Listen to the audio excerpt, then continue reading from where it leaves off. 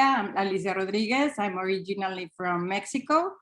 I was born and raised in Monterrey. It's a city like 2 hours from the border to Texas. About 16 years ago, we moved to the US because my husband, he works for an international company and he was assigned for a job in Kansas. So my first place that I landed in the US was Kansas, Salina, Kansas. That is a really small town. And there I studied my MBA in business administration, and then we moved to New Jersey, then to Massachusetts, where we lived for around 7 years. Then we moved to Ohio, then back to New Jersey, to a different city, and then back to Massachusetts. Then we went to Mexico. We stayed there for a year and a half, and then moved back to the US, and this time to Florida. So I live here in the Tampa Bay area, in Palm Harbor, close to the beach. I'm very happy here. And I've been working for the last 15 years in Hispanic marketing. My focus is in Hispanic marketing because I know this market very well. As I'm a Mexican, and with the challenge of living in the US and being bilingual. So I think I understand what affects us, why it's different from marketing Mexicans directly or people from around the world that have Mexican or Hispanic roots. So I have worked for Progressive Insurance. I tried to make Flo speak in Spanish, but she didn't want to. I also worked for a company called BSE, that is an entertainment digitally here in the US with different types of websites. I also work for NLX. It's an energy company that sells their energy, they provide energy to companies and in different countries. It's an Italian company and it's based in Boston right now. And then I work for a company called Paradigma Networks that I work with them there. They do websites and for entertainment too. And I also have my side business as Hispanic marketing consultant. The name of my small company is named the Hispanic Marketing Shop.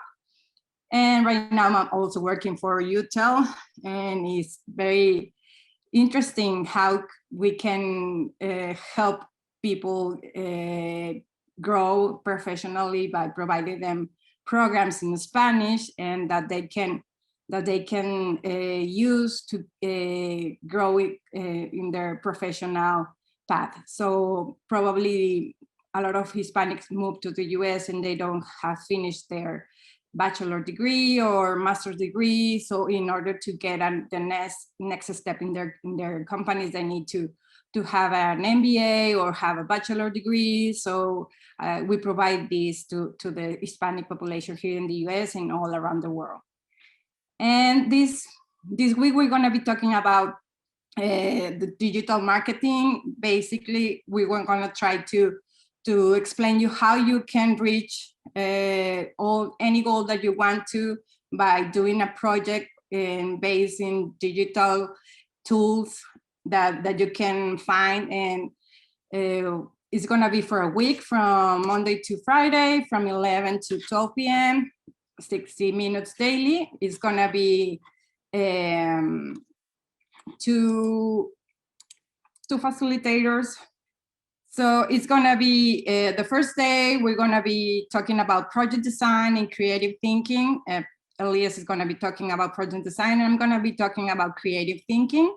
The second day is gonna be brand creation and buyer persona. Third day is gonna be content design and digital platforms. And but yeah, and for day we're gonna have a brand community and analytics and trends, and we're gonna have campaigns presentations and campaign selection by the end of the week on Friday. This is the content of each day, and this is our facilitators. We have, sorry, I'm gonna remove this. It's me, that I am the Hispanic marketing manager for UTEL. I'm responsible for the markets in the US, Spanish speaking, and the markets that speak in English for other countries. So we also have Elias, who is the Global Operations Director of UTEL, Oscar Martinez, who is the Global Social Media Strategist for UTEL, Carla Hernandez, who is the Global Marketing and Sales Leader, Diana Boyo, who is International Marketing and Communication Expert, and Rodrigo Caballero.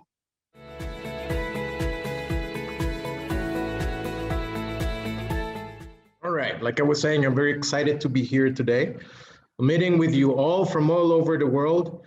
Some very exciting countries I saw going on the list, and I'm sure there's going to be more people joining us. And just like Alicia mentioned earlier, it's going to be a great week. So let's get started because we are running a little bit late. I'm going to share my screen. Well, then let's get started. Like Alicia mentioned, today we're going to talk to you about project design. I know that a lot of you are here because you probably have a big and great idea and you're wondering, how do I make that idea go from an idea and make it into a reality? So before we get started, let me just talk to you a little bit about myself really quick. My name is Elias Parra. I was born and raised in Mexico City. I'm 37 years young. And I'm the Global Operations Director for UTEL. What does that mean? It means that my job is to take UTEL to other countries. Just so that you guys have an idea, at the moment, we are in the process of running operations for UTEL, for the university, in countries like Indonesia, the Philippines, India, Vietnam, and hopefully soon the US. And it's not just opening operations, but we are working on translating all of our product, every single offering that we have in the university. So that's my job at the university. And a little bit about my background. I went to school in Florida, Boca Raton, Florida. So go Florida. I know there's a bunch of you out there. I went to school to become a pilot at first. I went to school to study aviation.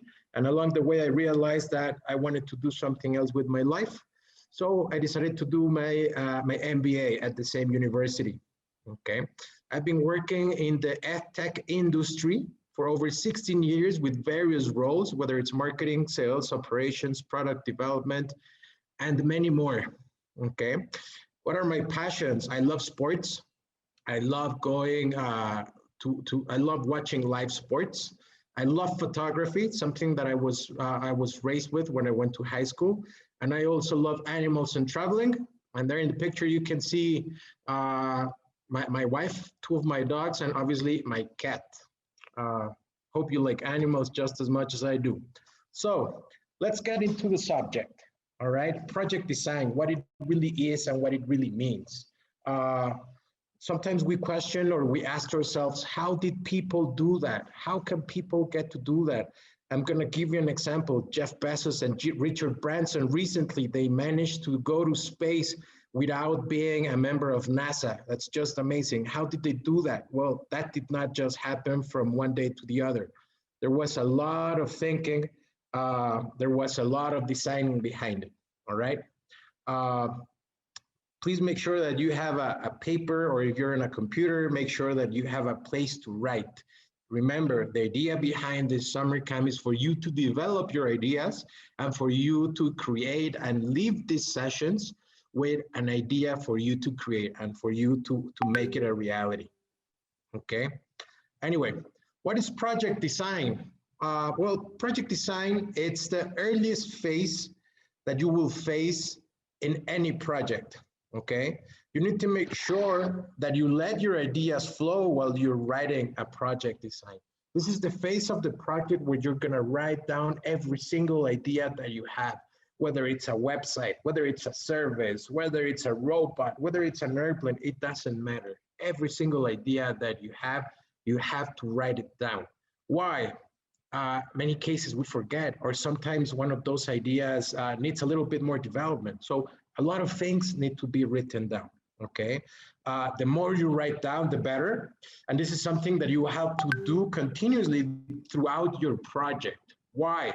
Ideas should never stop flowing throughout your project. You will always have ideas on how to improve your project, how to make it better, all right? Something very important while you're also designing your project is going to be to design your goals, your outcomes, and your objectives. What do you want to get out of this project?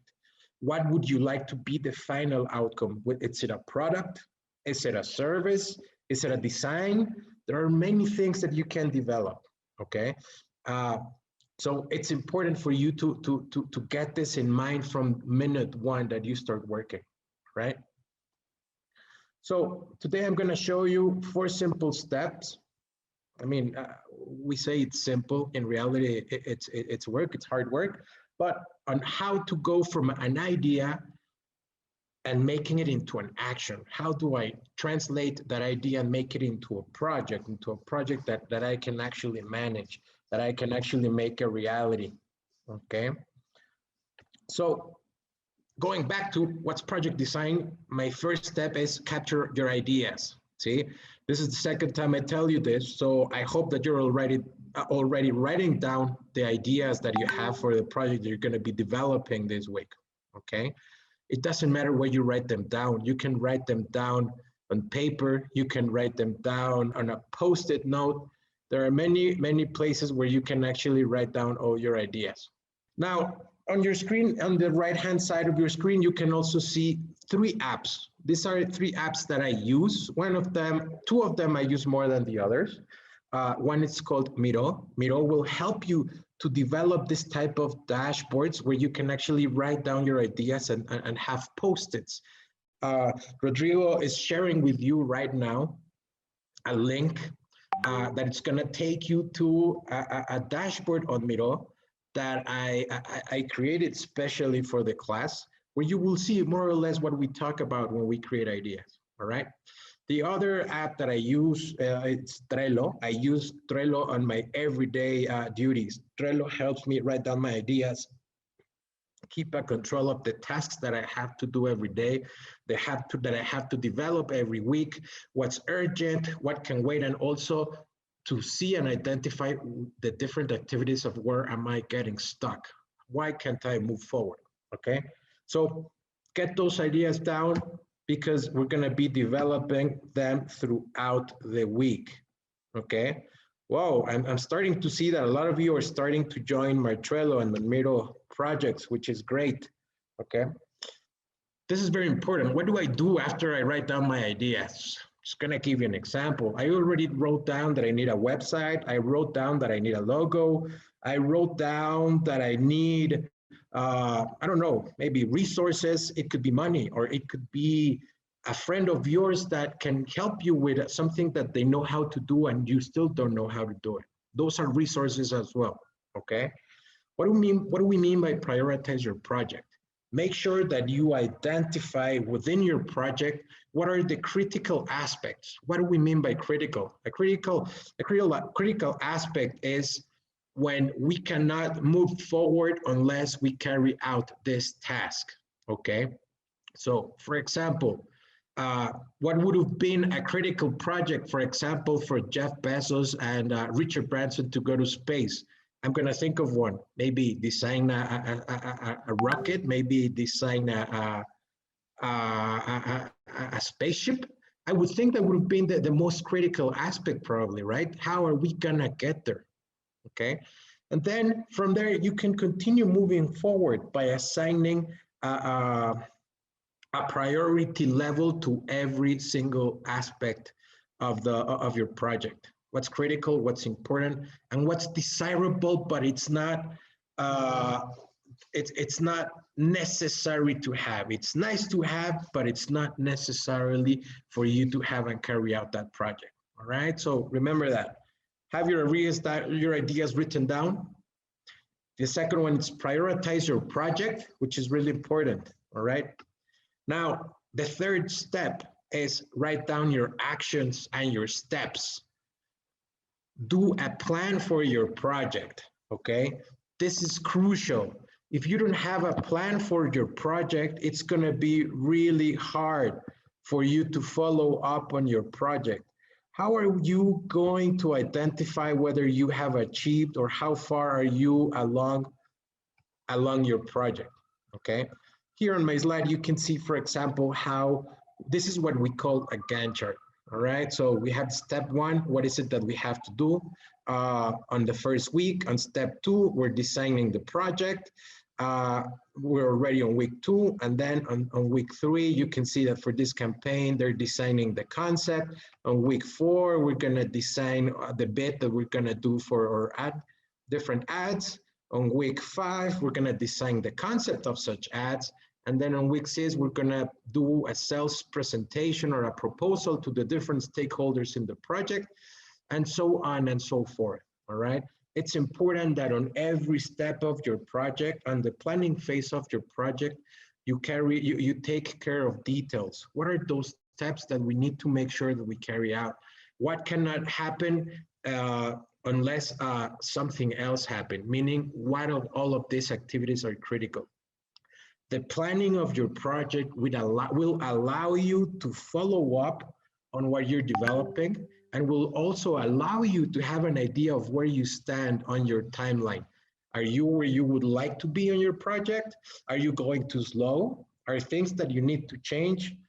You never know, you know? I will not lie, sometimes I have to redo a whole plan. That's how important a plan is. Sometimes the plan that you start writing down at first, you will not get it. It will not take you to where you would like to reach. So sometimes, hey, you know what? You have to scratch that down and then start a whole new project. And that, honestly, it's really important. The fact that you start a new plan doesn't mean that your project failed. It just means that it wasn't the right path to reach your goal, all right? So let's recap. So we have new ideas, write them down, prioritize those new ideas, what needs to happen. And the third one, it's planning, write down those action steps, okay? These action steps are actually the ones that will take you from an idea and will carry out into the action. And the fourth one that I have here is get it out there. What do we mean by get it out there? This is very simple, and you guys probably have seen it in many aspects, in a lot of applications that you guys probably use nowadays, even in your iPhones, you know, in your cell phones. You probably get constantly, for example, upgrades or updates from your different apps or from your different devices. What are these updates? These updates are companies actually getting out there their improvements, their ideas, their projects. That's why we mean by get it out there. And these are big companies, right? But what happens if I have an idea, if I have a plan, if I'm developing something, how do I get it out there? This is very simple. Tell your friends about it. Write down what they think. You can also carry out a small survey. Give them a small example of what you're working on. All this information is going to be very valuable for you to improve your project. It will let you know where you stand in your design. It will let you know if what you are working on, it's actually a need that people see that they will be using in the future. And it will also help you understand what is it that I need to improve from my original idea. By now, by the time that you probably get it out there, your idea has probably changed 5, 10 times. It happens in every single project, all right? And this is something that I really want you guys to take with you. The fact that a project does not happen the way that you plan it does not mean your project failed. It only means that your project has evolved, okay? That's how all these projects evolved. Big companies have evolved from examples, from mistakes, from errors, you know, from experiments. And that's what it really means to get it out there. Experiment. Try it with your family, try it with your friends, see what they think. Let them test it out. Let them drive it a little bit for you, okay? So I've already told you a little bit about project design. Now, the next step is to actually talk to you a little bit of how am I gonna execute this project? what methodology can I use to take this project to the next level, right?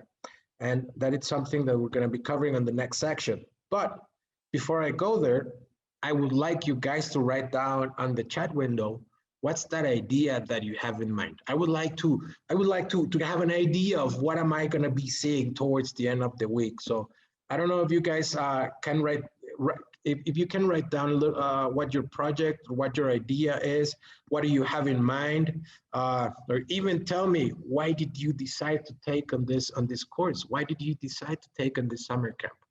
I would love to see those answers. Angela Roberts says, ¿a qué te refieres con idea?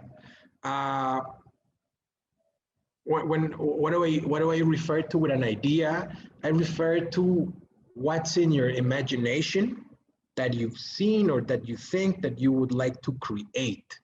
For example, a website, for example, a product, for example, a service. I don't know, many things that you could be creating. It could be like a business plan if you want. Yes, you could start writing it down as a business plan. It doesn't have to be something physical or a service, you know. It's important. An idea or a project doesn't necessarily mean it has to be inventing something. That is also something that you can take with you today. When we talk about creating an idea or creating a project, this could also be improving a process, improving a product that it already exists. You know, how can we make this better? Look, I'm starting to see. Angela says, I have an idea of a business. I have an idea of a business with bracelets. Ella Neni, it says an online book club. Yes, that's an idea. And then I have another response that says, I had an idea of starting up a nonprofit during the summer for mental health awareness and disabilities. Wow, Sarah, that is really, really amazing. And, you know, people who create nonprofits, people who create above and beyond ourselves and creating things for other people, that's amazing. I have a good friend of mine. I will tell you guys at the end, if not on the discussion forums, in the V classroom, the virtual classroom. Remind me, hey, tell us about your friend who developed nonprofits in the US. I will tell you and be more than happy to also put you guys in touch. He's an amazing guy and has created many amazing business, not just in the US, but all over the world. Then it says, I took this summer course because I'm a rising senior and I'm still deciding what business major to go into. Let me tell you something about deciding on your major. One of the great things that US education has, I believe, is that the first 2 years of your career, you can test different courses before you even decide on declaring your major. Take advantage of that.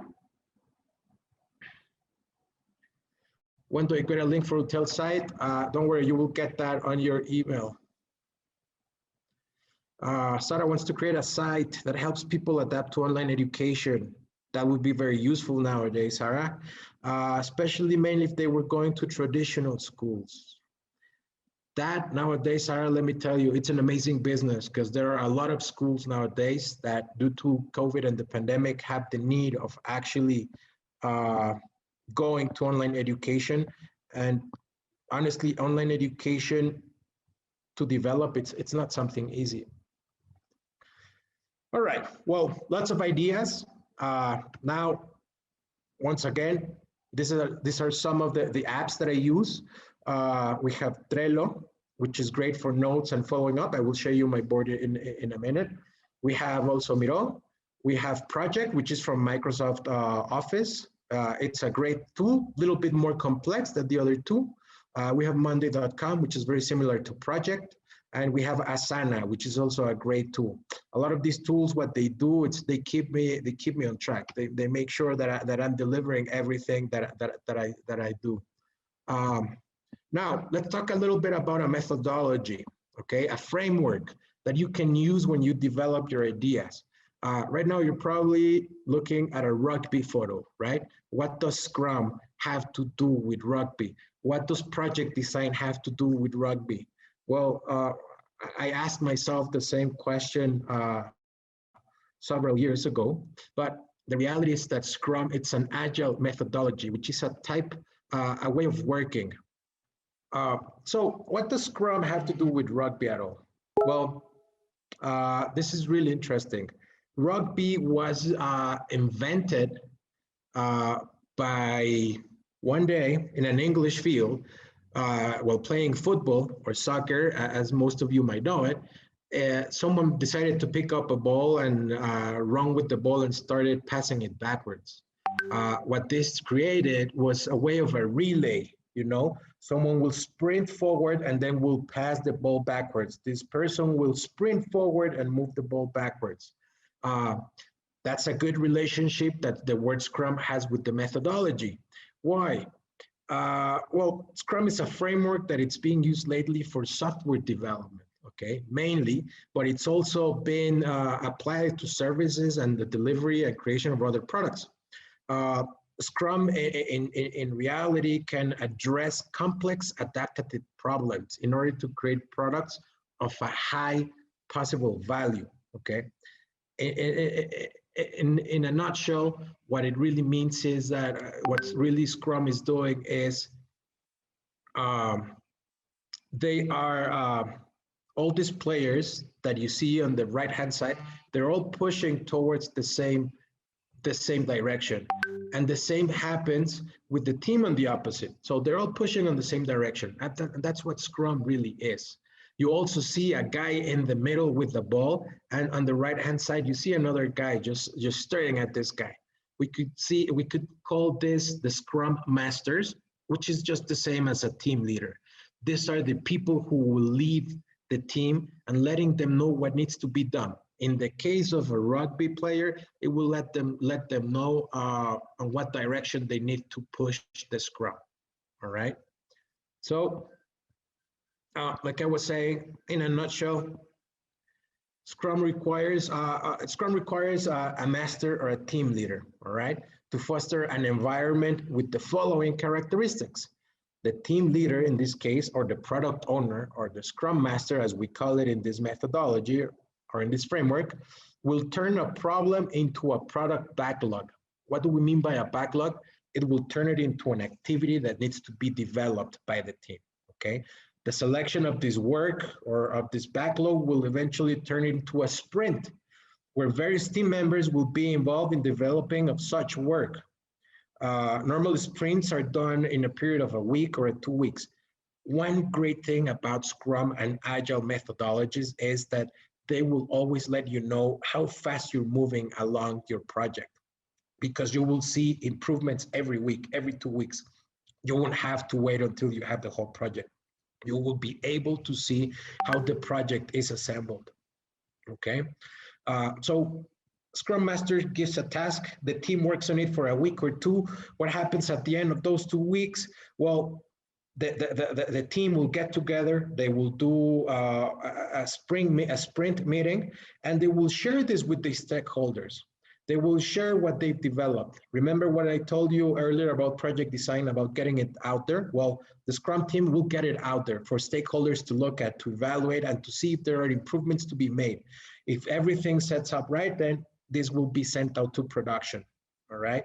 And they will do this every single week, every single 2 weeks. So they will be deploying and developing products constantly.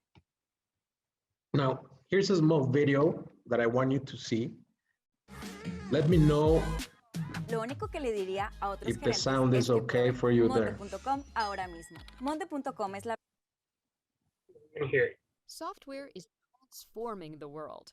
And as it does, new opportunities arise, creating uncertain risks and rewards. Traditional models of development often focus on efficiency over value and apply processes that just don't work. Projects can run over schedule, over budget, and products may be outdated by the time they are delivered to market. What are you to do? Scrum is the answer. Scrum is used by over 12 million people around the world for products big and small. It all starts with the product owner who represents customers and other stakeholders. The product owner drives the product backlog, a prioritized, dynamic list of all the work that might be needed for the product. Work is done by a self-organizing development team during the sprint, a period of 1 to 4 weeks. During sprint planning, based on the sprint goal, the sprint backlog is created.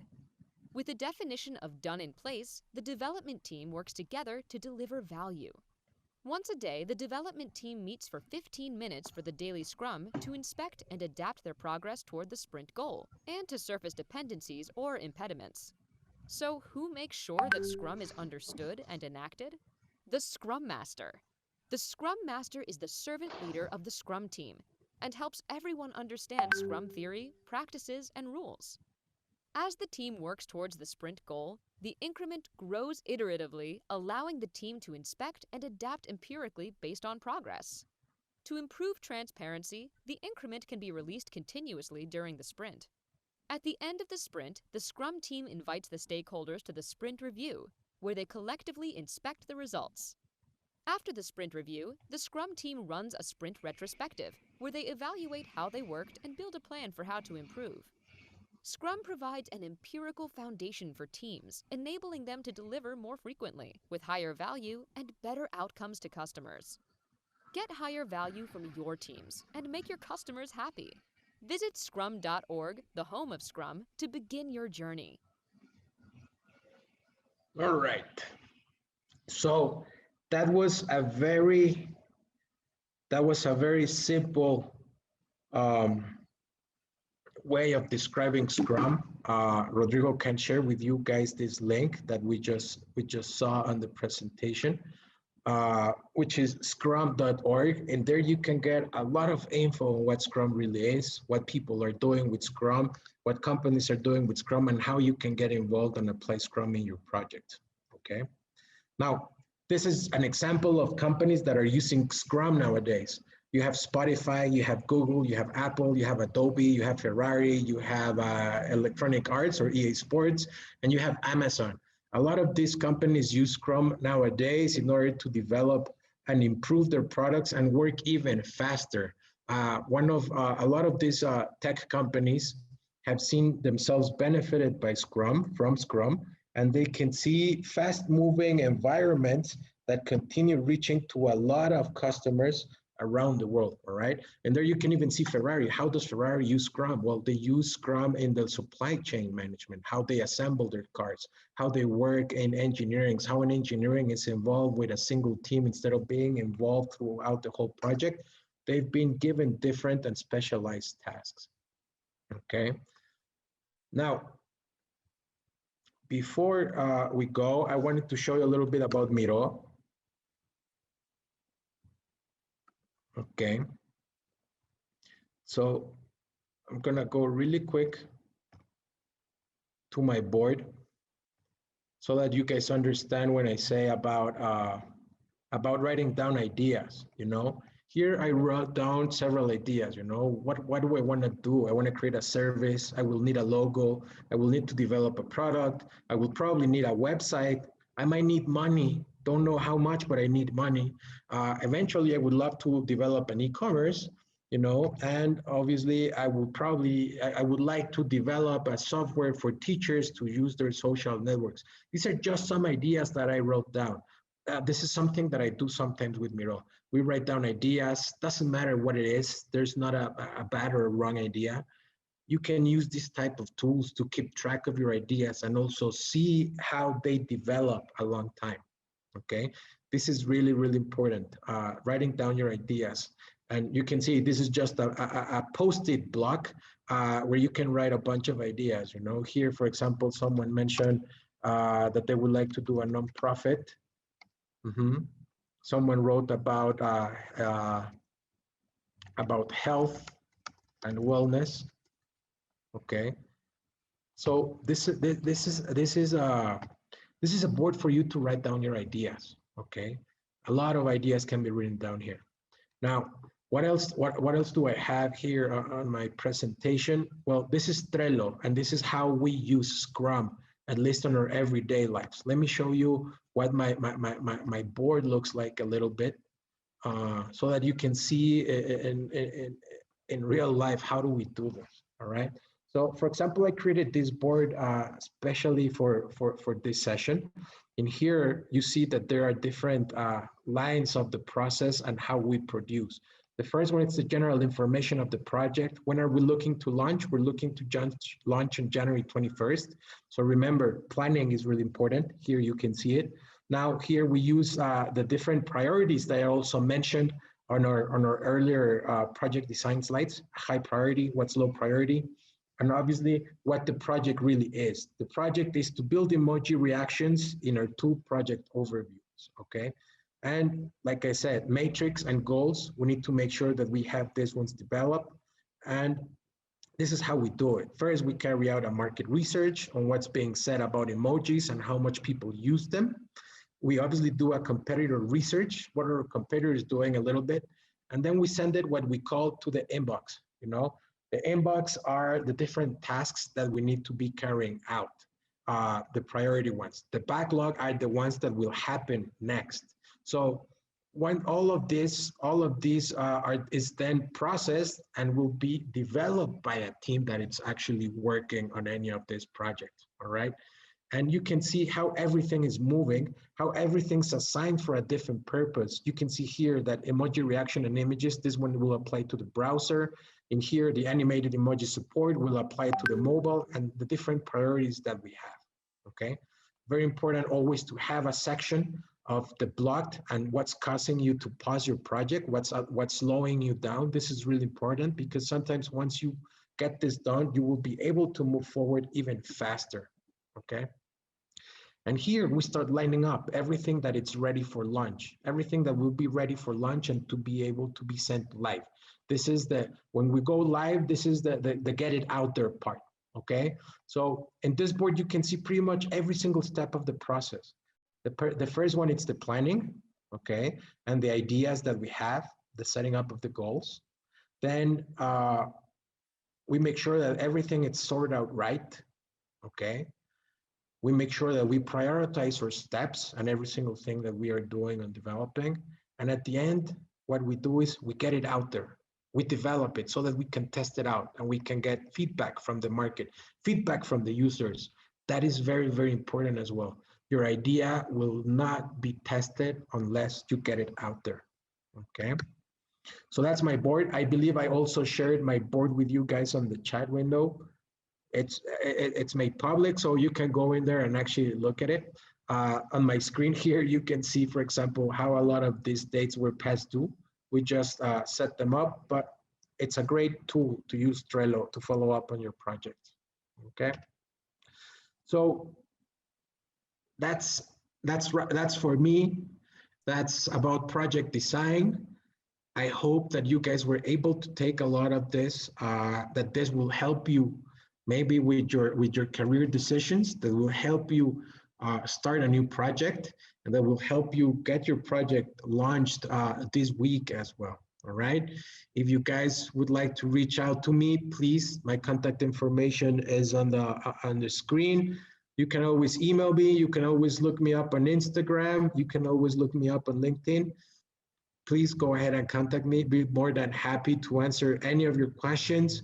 If you have tools that are very good and that you have probably used in the past for your ideas or the development of a project, those are always welcome. I'm always looking for new ideas, new projects, new tools that we can use in order to develop. All right.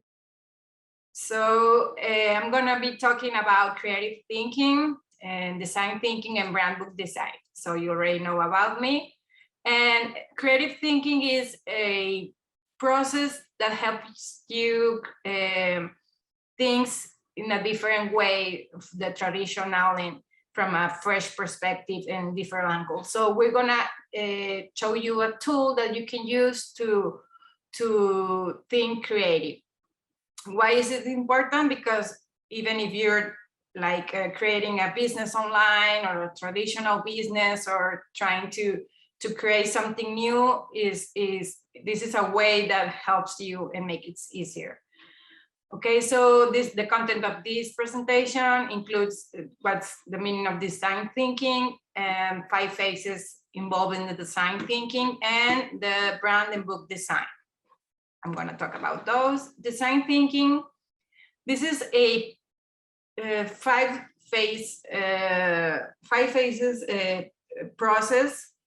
It has well, first of all, this is why it's so important, because it helps you present or create different ways. It's like for innovation is to give you time to process the way you're going to create new things. So it helps you consider the things from a different perspective. So it's a way of thinking.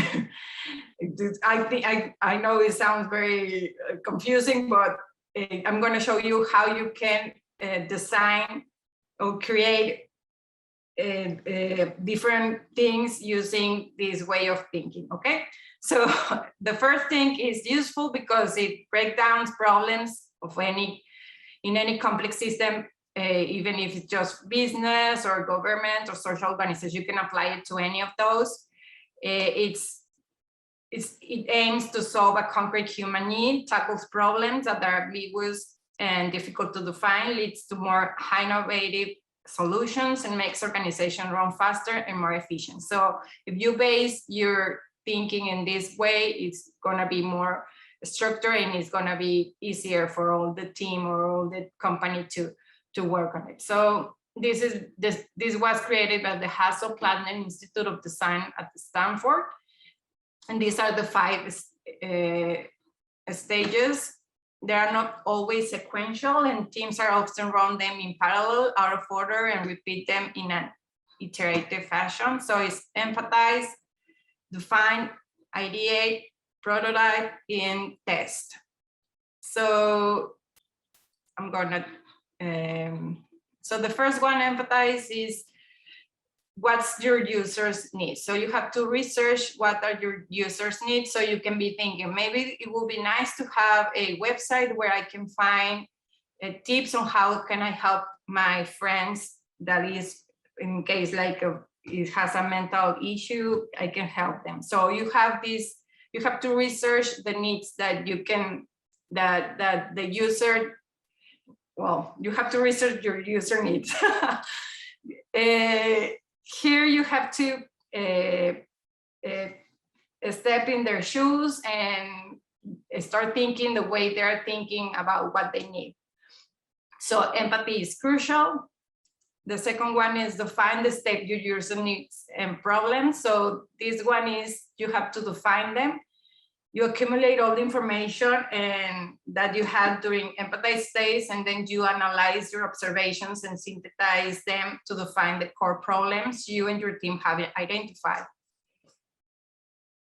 And then you can create personas. This is the people, like you play like an example of those, of that definition. But I'm going to talk about that more tomorrow.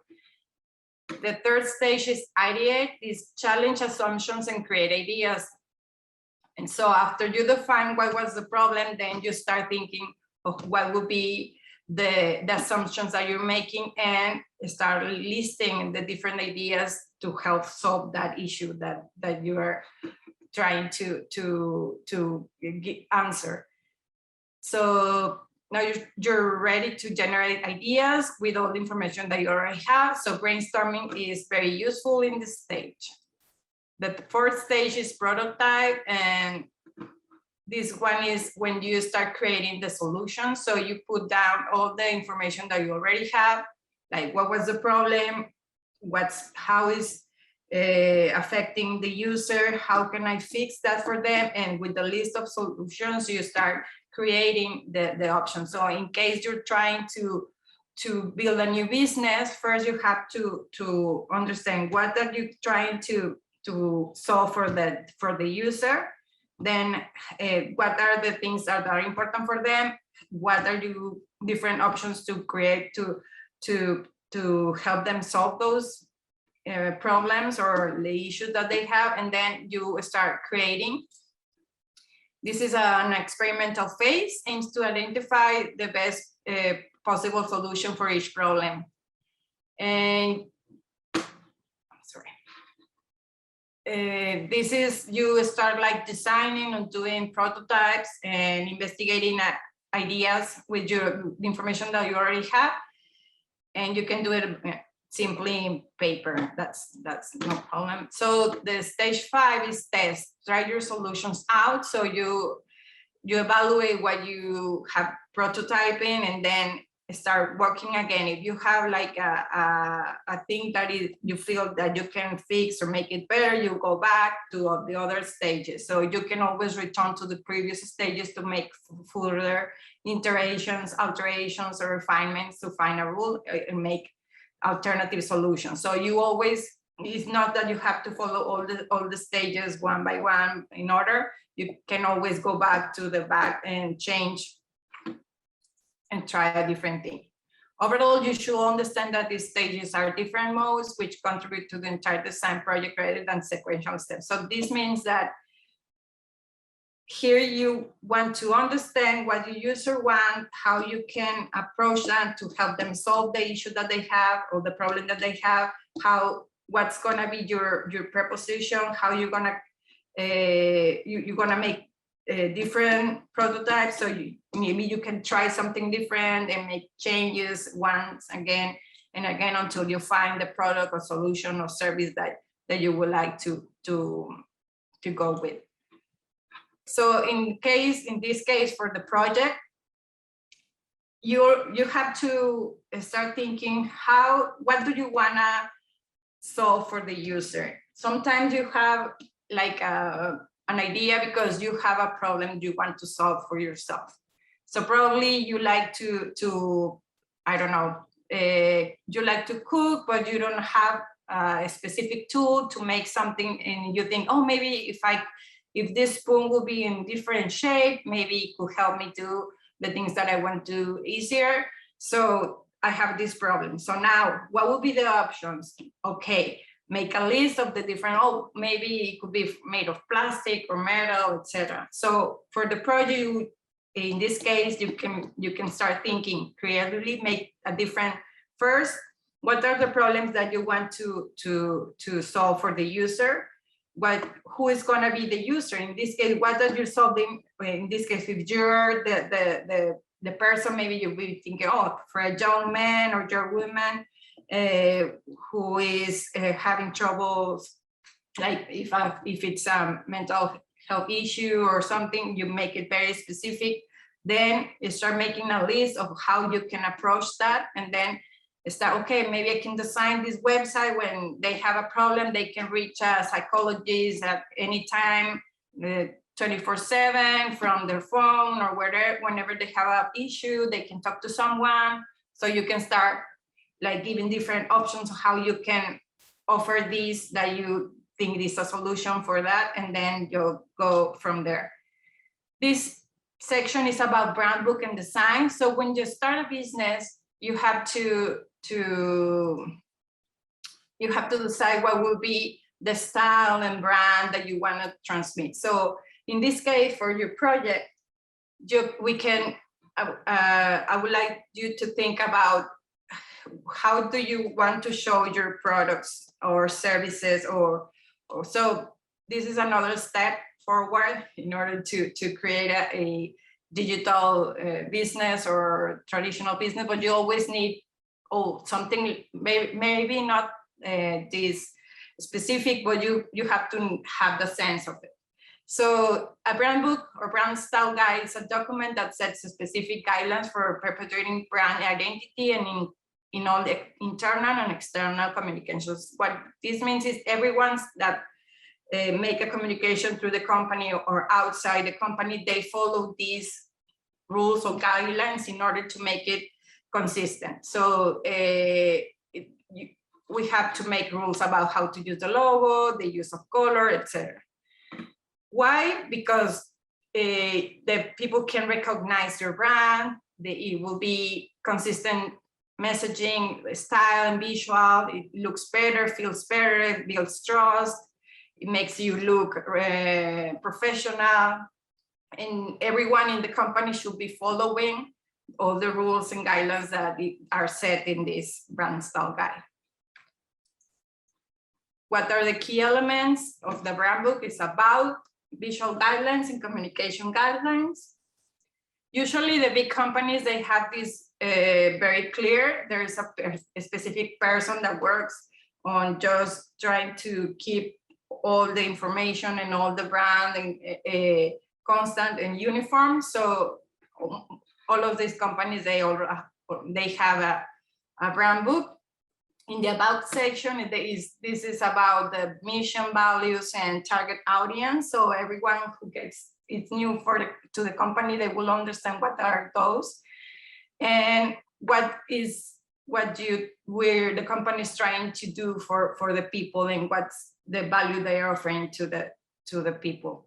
So is defined in the brand book, so everyone is in the same page about that. Then we have the key elements of a brand book. This is the logo, the colors, the fonts, the photography, the brand mark, and others. And it's very clear what color you can use, what's the logo, how you can use the logo, how to use the colors, if the background could be clear or not, it has to be white. The fonts, they have very specific fonts.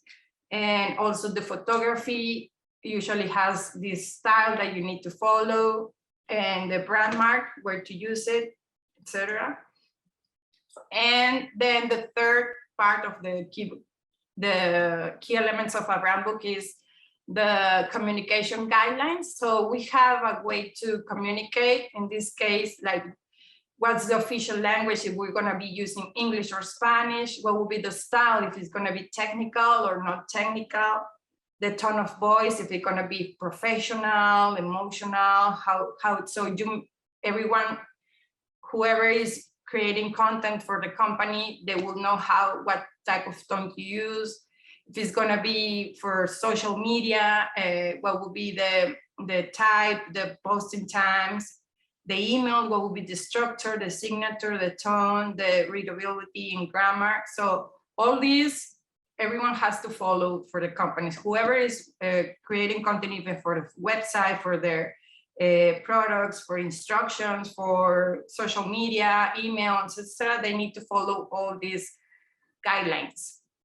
And this is the end for me for this presentation, and this is my information. This is my LinkedIn, Alicia Rodriguez Morales, my email, and my Instagram account. This is for I have a dog, Bronchi, and it's named after him.